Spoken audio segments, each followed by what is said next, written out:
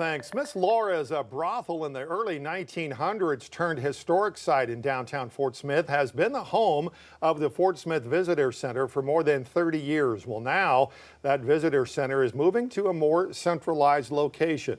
5 News reporter Jacob Luthi has more on the reason for the move and what's exciting changes are coming to Miss Laura's. If you walk into Miss Laura's, you're immediately immersed into the early 1900s. The red light district back in the day, so the early 1900s, and one of the last standing houses of that time and of that era. A green Victorian mansion that was once a brothel is now a historical landmark in the city.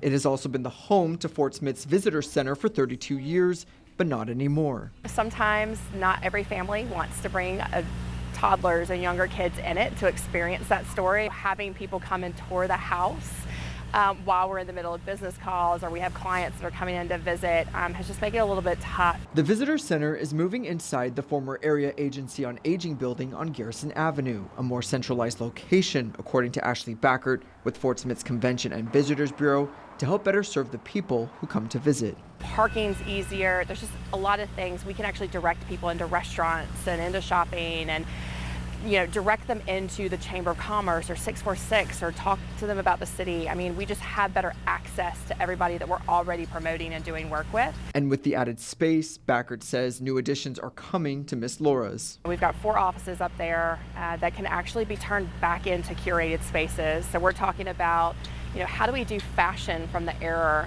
that the building was standing as a part of the red light district? What do we do about dining? It was a social club. Like, what was the food? Art was a huge deal. Music. I mean, it's hard to play music when we've got offices in there. Keeping the history alive while looking forward towards the future.